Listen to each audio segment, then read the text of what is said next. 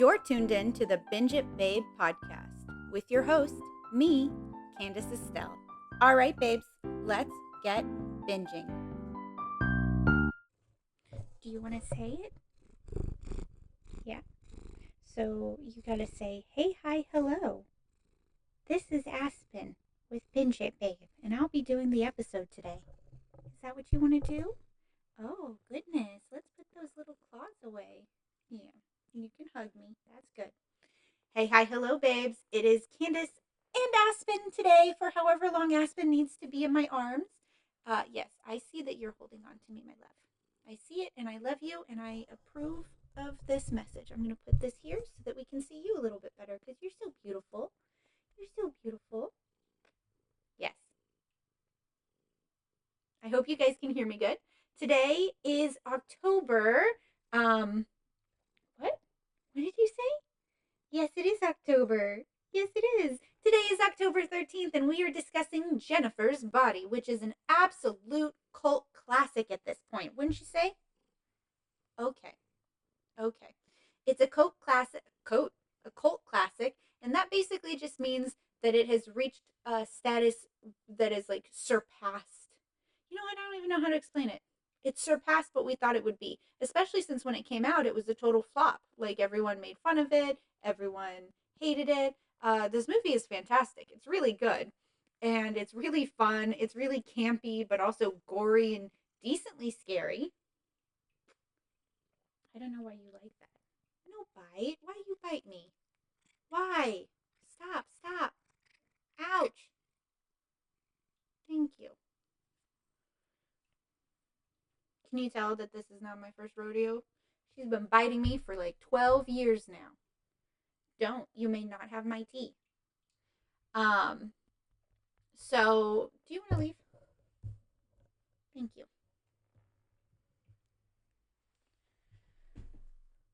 So Jennifer's Body. Now we can actually focus. Hey, hi, hello, and welcome back to Jennifer's Body, a conversation about how hot girls are never taken seriously. Trust me, I know.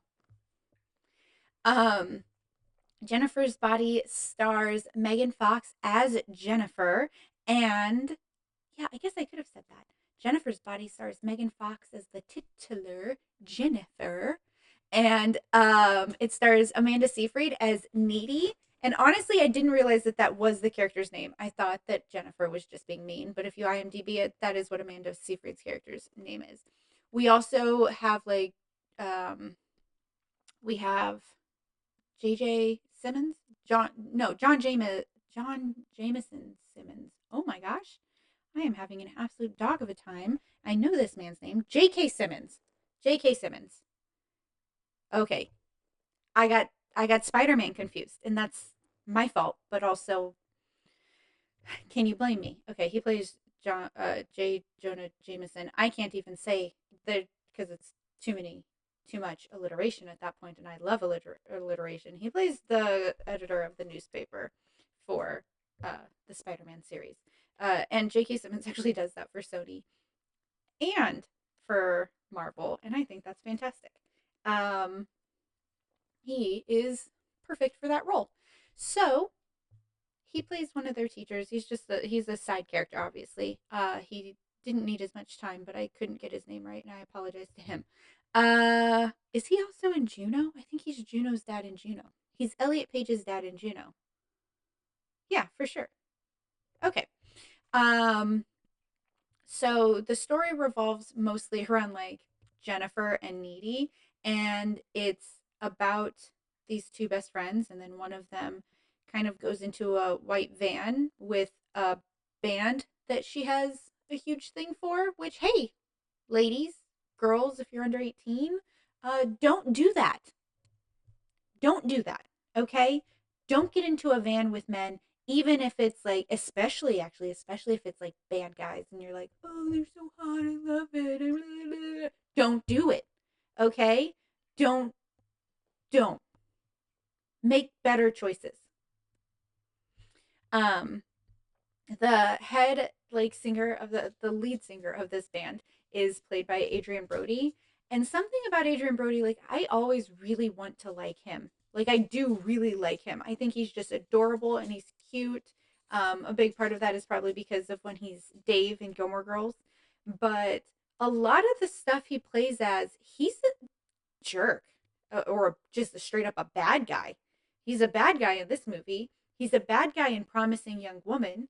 He's a jerk in Ready or Not. And it's just kind of like, why do I still like him? You know what? That's good. It's good. It means that I'm not, you know, like Imelda Staunton after she did Dolores Umbridge, she had like issues because people were like, "Ugh, we hate you. You're a monster." And it's like, well, she's an actor, and I get it because sometimes when I see her face, I get really upset. But she does have to be like in a Dolores Umbridge still. You know, when I saw her in The Crown, I wasn't like, ugh, you know, um, whatever. Moving through, he plays the lead singer of the band, and he's a jerk. He's an ass. He sucks. And he's, oh God. So where is my brain? Where is my brain? Okay. So Jennifer and Needy are best friends, and somehow they're trying to make Amanda Seyfried not be hot. She is. Like, that woman is beautiful. If you're like, who's Amanda Seyfried? Get your life in order, okay? She is Karen in Mean Girls. She is, um, oh my gosh, she's the main character in Mamma Mia. I'm forgetting what her name is now, but Sophie. She's Sophie in Mamma Mia, and in the second Mamma Mia, she's the main character in like Letters to Juliet. And she, I don't know, she does a lot of things. I remember reading about her in a magazine because I'm older. I used to have a cover Cosmo Girl, Harper's Bazaar, and 17. I love magazines. I really wish that that was still a thing. Like, just having them, I don't know. I know it's maybe a little more wasteful and the circuit changes, but I really loved it. Um, and I remember reading an article, and she was in there, and she was titled like The Thespians, and it was her and a guy that I don't remember who it was. And I just remember thinking like, she's a lesbian, because I didn't know what the word thespian was. And I know now, obviously, but that's one of those things where like, is that a really formative moment of my life? No.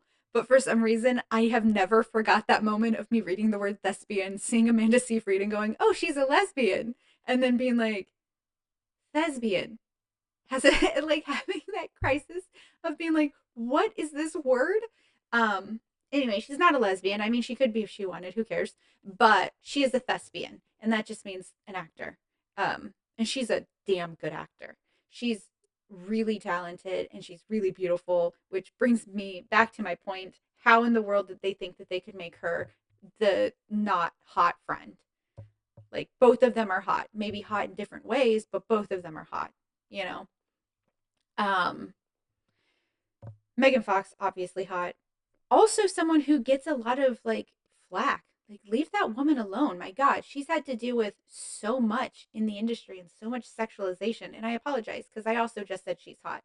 That is the whole point of the movie. I think you can be hot and also be considered like a person above that. And I definitely do consider her that.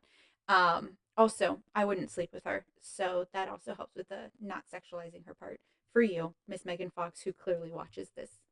Um, yeah, she's super cool. Amanda Seyfried seems super cool, and I just think we should let women leave us alone, you know?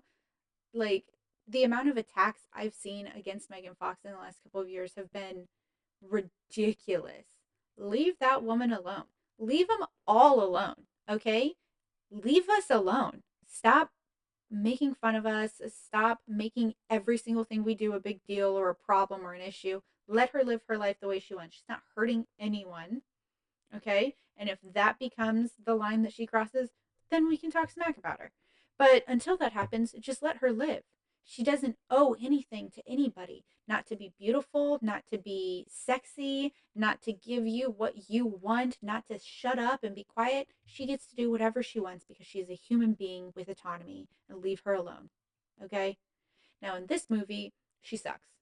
Not her acting, but Jennifer sucks. She is that classic high school mean girl. Um, they do try to make it seem like her being more sexually promiscuous is a problem. I just want to point out, you do you. Do you safely, and don't, you know, be promiscuous to feel loved or to fill some sort of void or to prove that you're better than someone else. Do it only because that's what you actually want. But, you do you. Be a slut and don't think it's a bad thing because it shouldn't be. Um, so Jennifer basically forces Needy to go to this stupid bar where the band is going to be playing a show. And Needy's like, okay, fine. And her boyfriend Chip, which is like John Simmons or something like that, he's just like, you don't need to go. And she's like, I have to go.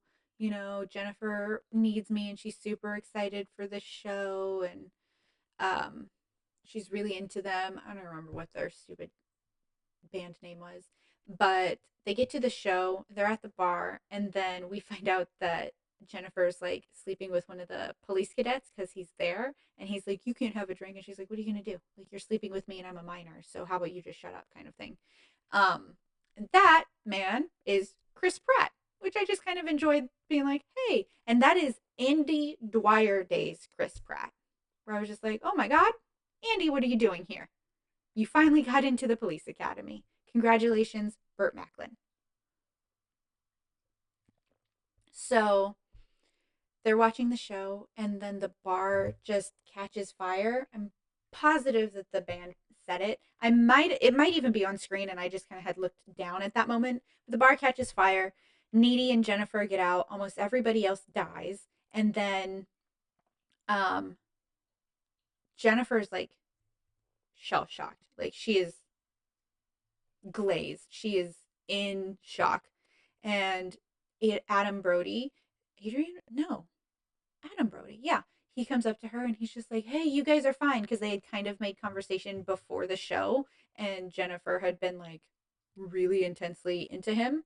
Um, and so he was like, I'm so glad you guys are fine. I'm in survival mode right now. So get in the van to make sure that you're okay. And then Needy's like, no, we're not getting in the van. Like, what? That doesn't make any sense. And he's like, I'm in survival mode. I'm just doing what feels safest. And what feels safest is for you guys to get in the van. And Needy's like, no. And Jennifer's like, okay, fine. And she's like, Jennifer, no. And she's like, leave it alone, Needy.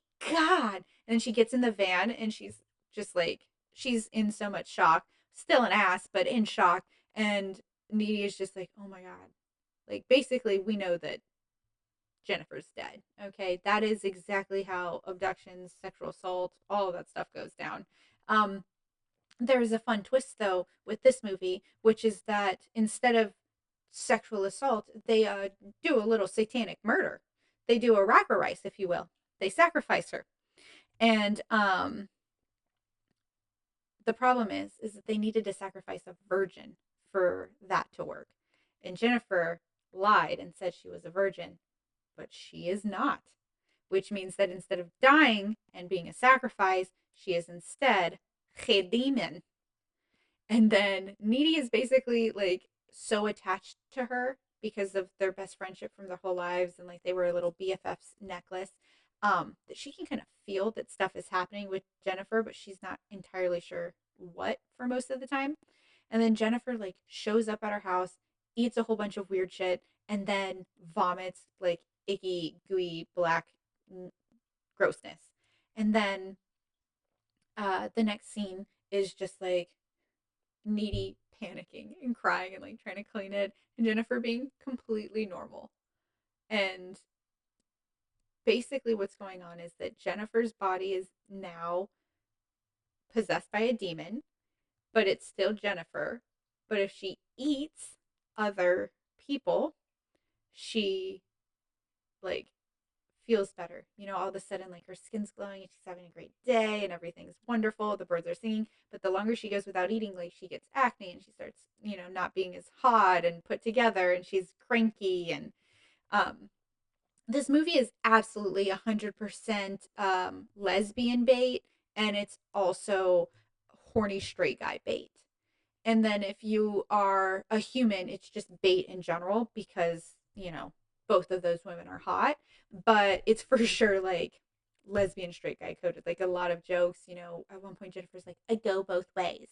Um, or just the constant sexual innuendo that's always happening, which is an interesting juxtaposition for the straight up horror gore fest that you get most of the time, which is Jennifer eating men for the most part, just like ripping them to shreds, entrails, gory blood everywhere, terrifying demon face, all of that. Um, and Needy, being the only person who has realized what's going on, tries to stop her, you know, because Jennifer is like weirdly obsessed with her. I think it's because Needy kind of has, even though she's not the hot one, she has, this sense of like, I am who I am and okay with that. And Jennifer is too insecure. And so Jennifer's all of a sudden like hitting on Needy's boyfriend and trying to have sex with Needy. Um, and all of this stuff where you're just like, lady, you are having a meltdown. And she is, on account of the fact that she's like possessed by a demon, but it's also very much so those like high school tropes of, the pretty popular girl really being insecure, and that's why she's mean to everybody, because she's worried that if anyone gets close to her, in terms of station, that she won't be as important. And I think that's always really sad. It's a really sad trope that like women kind of get pitted against each other because there can only be one hot one. That's not true. That's simply not true ever. Everyone is someone's flavor, someone's cup of tea, someone's fantasy. Everyone. And you can't look around and be like, no, not this woman, just not yours. But someone somewhere is like, that is the chick for me. And is there more power when more people feel that way about you? I guess. Not really. You only have to have the one partner if that's, the life you live. It's the life I live. But like, no need to be pitted against each other, ladies. We all get to be the hot ones in our own rights, in our own ways, in whatever world it matters to us. So, woman power. Don't forget that. This movie is absolutely disgusting. Okay, there are a lot of gory moments that happen where I'm just like, ugh, huh, huh, huh, like that. But I don't really mind stuff like that. In fact, I delight in it sometimes. I'm a little weirdo though, and I'm not sorry. I will say that I just watched it, obviously, and it is way funnier than I remembered. It's funny in like a this is absolutely the cliche way women behave in high school type of thing. And so what I'll say is you're going to like this movie if you're a guy, like a straight guy, because um, you know, hot girls fighting, making out, blah. If that's the one dimension that we're looking at it in. I know everyone's more complex, and I hope that that's the case. You're going to like this movie if you're a girl because you can really, or a woman, because you can really relate to a lot of the tropes that you're dealing with, especially if you've gone through American high school. And I think gay guys are just going to like this because, these are two hot queens. Everybody respects a hot girl, a hot woman in the community. Plus, I feel like it's pretty well established lore that everyone likes boobies. Everyone. And I'm not here to sexualize, but I will say that there's some nice boobies in this movie. Maybe not full out being shown, but like, we're aware that they're there. I don't know if I could have gotten pervier. That's why I added the wink at the end to make it even creepier. Everyone's really attractive in this movie. Well, the leads are really attractive in this movie. It's really kitschy. It's really fun. It's really campy. There's a reason it's a cult classic. I love that Needy has to like defeat her best friend, and instead of it being like, but we're friends, it's just like, you are never as cool as me, and she's like, you're just jealous. It's just, come on, it's these ridiculous tropes, but at the same time you're fighting a demon. It cracks me up. It's a good time. It's a raunchy time in a way, not necessarily too much sexual. It's right on the line for me of like, if there's more, I'm going to feel a little uncomfortable. So I was okay with it.